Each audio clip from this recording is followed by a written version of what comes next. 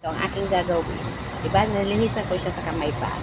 At magpapaback massage. Isita yun.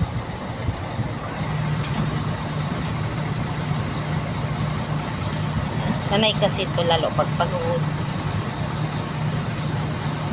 Sanay itong maghubad kasi pag natutulog sila, ganyan talaga mga driver kadalasan.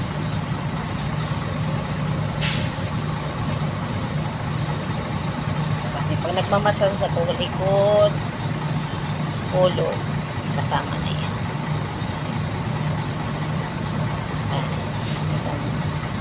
Ito ang marangal na trabaho ko. Malaki ang pagkikitaan mo pag ganito ang talent.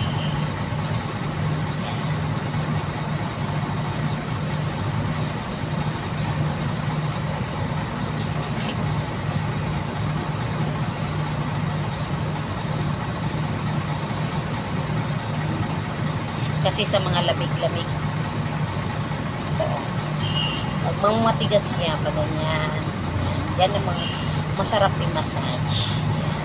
O yung gusto matuto sa akin, tingnan nyo lang ang aking ginagawa. Dito lang yan. Yan, ito. Yan ang didiinan nyo. Huwag itong sa gitna. Kasi delikado spinal cord. Ito bandagilid.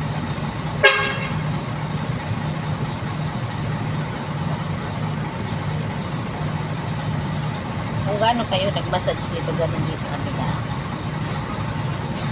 Yan ang gusto-gusto ng mga driver.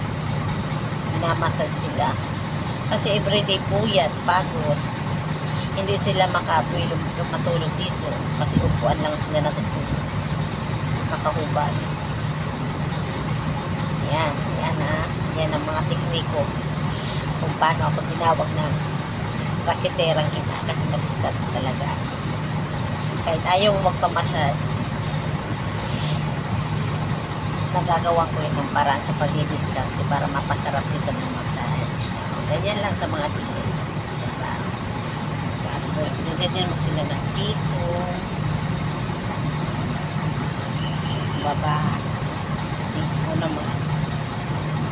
Basta malakas ang diin ng siko mo. Yan.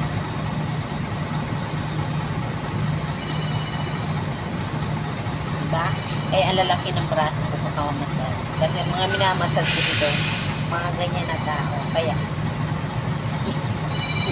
hindi ko maiwasan lumalaki kasi sa kahahard, kakapush tulad nito. Diba?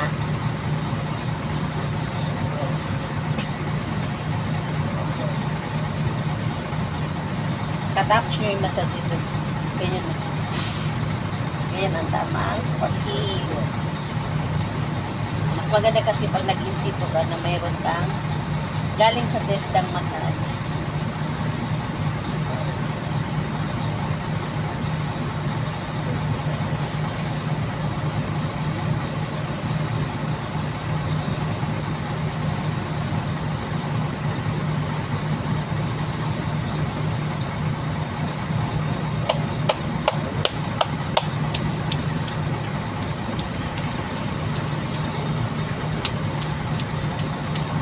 Finished. Kaya nasarapan ng mga customer ko. Lagi ito ang aking sekreto kung bakit sila naaakit kong magpamassage. Masarap yan. Katapos na matutulog ito. Thank you so much sa lahat na nakakakita sa akin na marangal na trabaho at hindi ko kinakahiya. Kaya, lagi niyong tandaan, discarding marangal lang para i-bless kayo ni Lord. Diba? Dito ako nakapagpatapos ng third year college ko. Malapit na. At yung anak ko pang isa. Dito lang. Dito ako nagkukuha ng needs.